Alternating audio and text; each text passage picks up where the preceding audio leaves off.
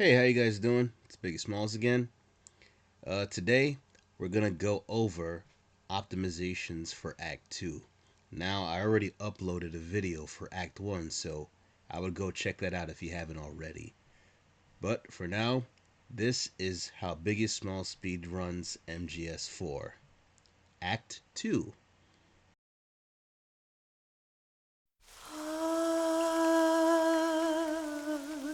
C'est mer.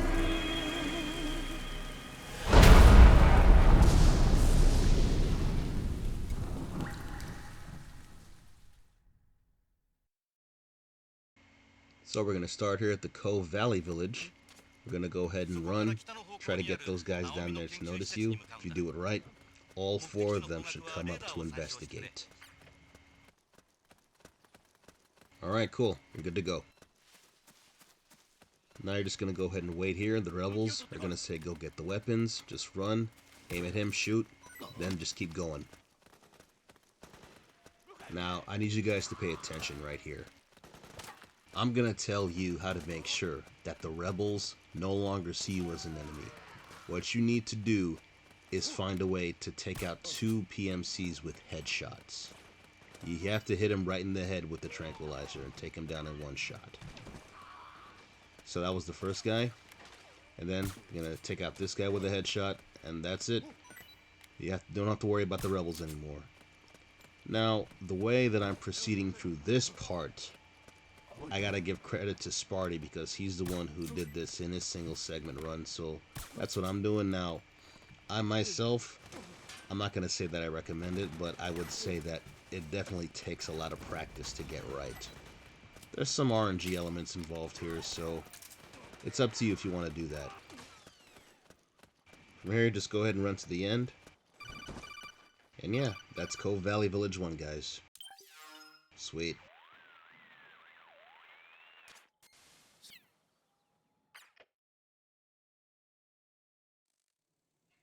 Now we're at Cove Valley Village 2, and I can't stress this enough. I would say that what you're about to see, you should only do it if you feel like living dangerously. Let me walk you through it. What you're going to do is fire a distraction shot here. You need to do it or this won't work. Then you're going to aim at this guy right here, take him out, and then just run for it. Aim at him, and then just keep going. Now it only saves maybe a little more time than waiting for those guys to run, but I think every second counts.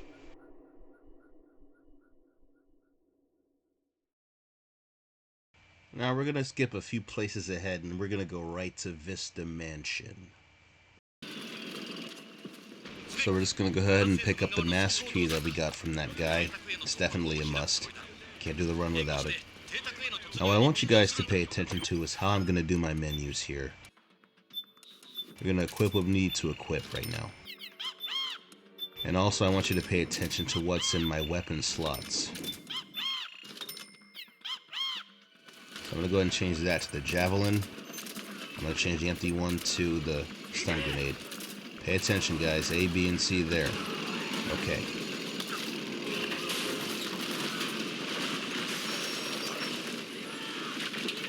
So just going to go ahead and proceed through here as normal. Going to go ahead and pick up those weapons, that XM320 there. Oh, when you see that door that was open, sometimes there still might be a guy alive on the other side of that. And he could turn around and spot you, so you better be careful how you go through that door. So as you see, I turned on the auto aim, and that's in preparation for what's about to come up. So just stay tuned, I'll show you. Let's climb the ladder to success here.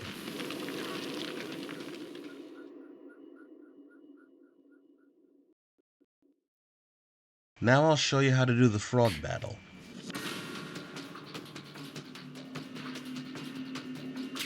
Okay, so we'll go ahead and equip the stun, throw it here.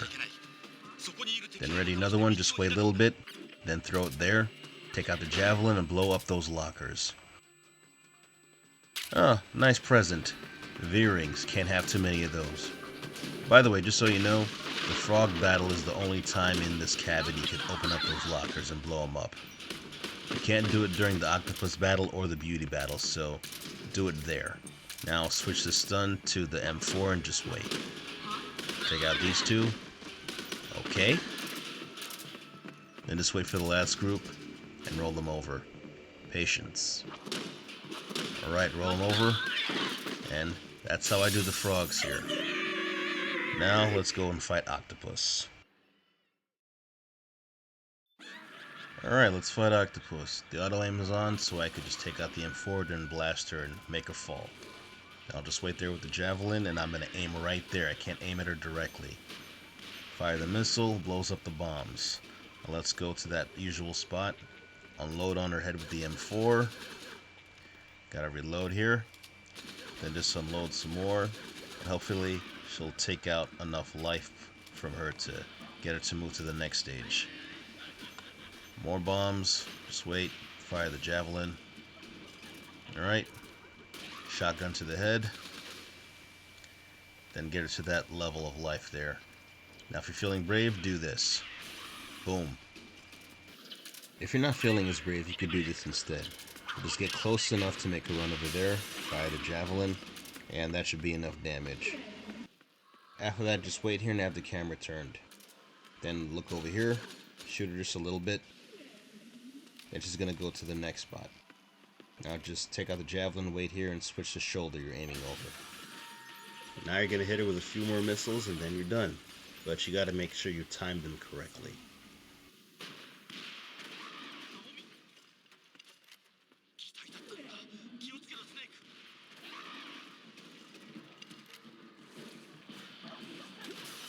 Now that you're done, you can go ahead and swap the javelin to the stun grenade, and change the master key ammo to the V-rings. By the way, hope you saw my slots, what was in each slot, when I was switching them around.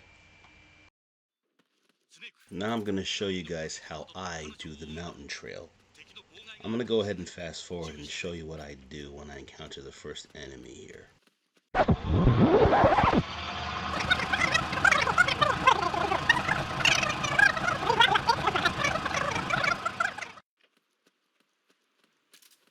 Next thing I do is when I get here, I'm going to throw a grenade over here. And I'm going to go ahead and hold up this guy because he got distracted. Then just keep moving forward. Now when I get to the other side of this river, basically what I'm going to do is my multi-segment strategy. So if you've seen that, you already know what this is going to look like. And this is going to be faster than anything that you've seen in any other speedrun.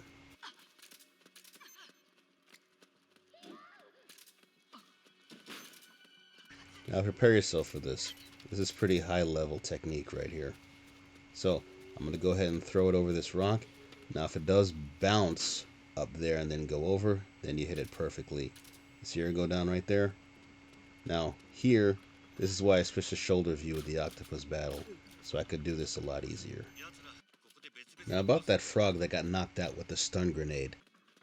I like to do it, but I'm not saying that you have to. If you're more comfortable with just using the tranquilizer on her, then you can go ahead and do that too. I'm going to take out my stuns again, and I'm going to go ahead and throw it over here. It's going to distract that guy, then he can just run past him. I'm going to switch the stun grenade to the M4.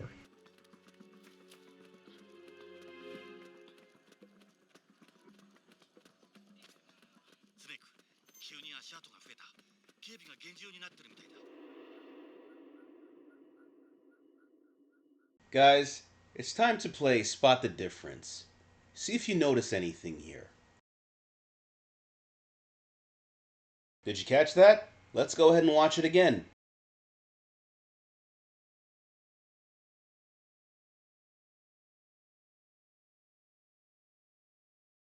Now at first this may seem like a whole lot of nothing, but trust me when I say this. This is going to be integral to your runs going forward. I'll show you what I mean by that.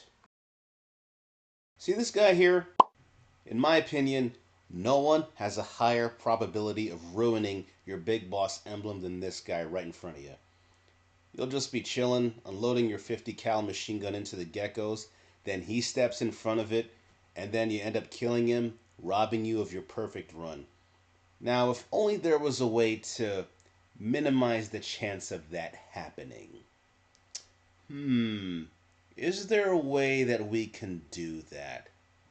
As a matter of fact, there just might be. First, we'll examine how things usually go here.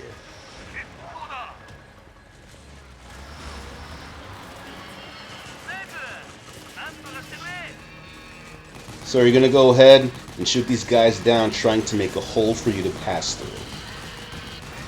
Just unload on these guys.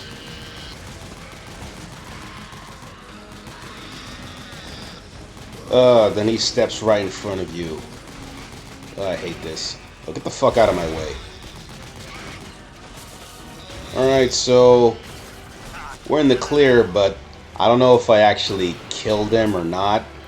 We're just gonna have to wait until the end screen of this act to find out. I hate doing that. I hate waiting to find out. Now let's go ahead and take a look what happens if things start off in a different way.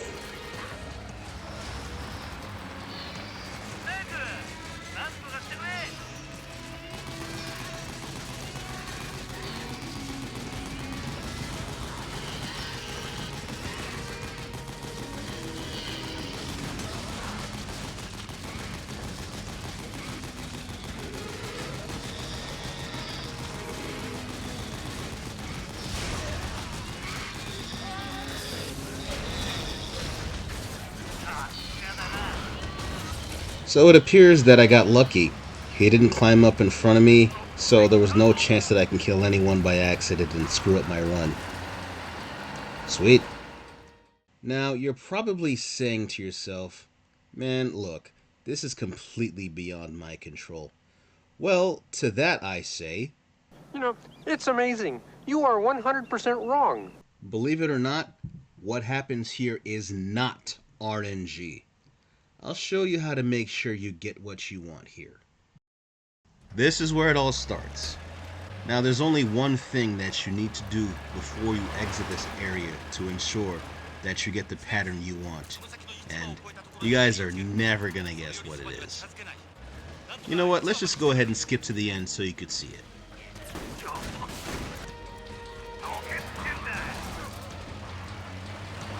Now in case you guys didn't see that, let's rewind and watch again. Or better yet, I'll let you take a very close look at what I did. Then you'll figure it out.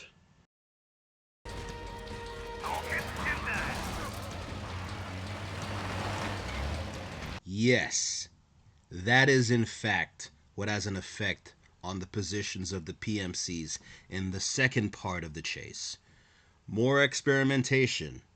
That's what led me to this conclusion.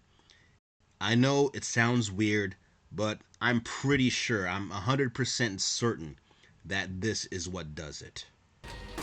So I'm going to let this play from here, and you guys can go ahead and see for yourself. And as always, I suggest that you try this out for yourself to see if it works. So we're going to go ahead and exit part 1.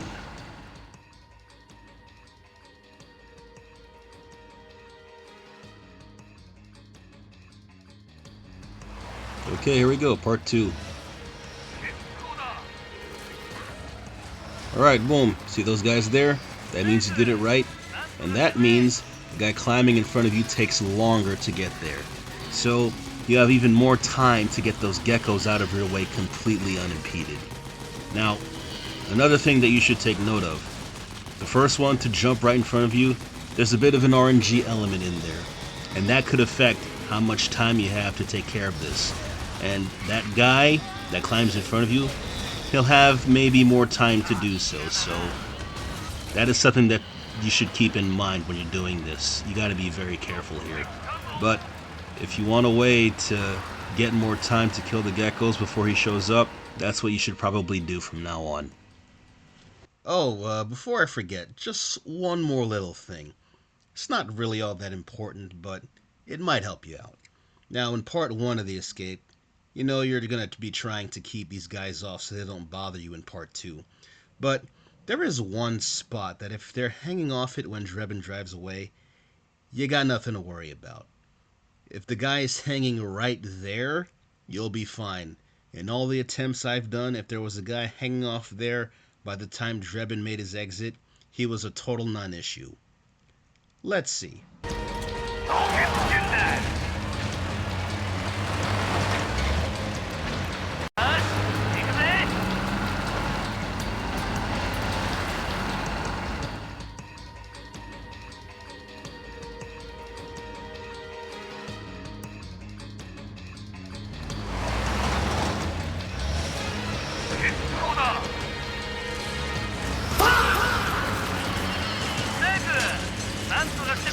Woo! You know he did.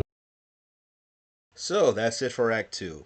That is just about everything I can think of in regards to optimizing Act 2 to the best of my ability. Now, I already did a video on Act 1, so be sure to check that out sometime.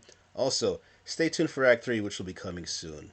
And with that, this is BiggehSmallz MGS, signing out. Have a good one, guys.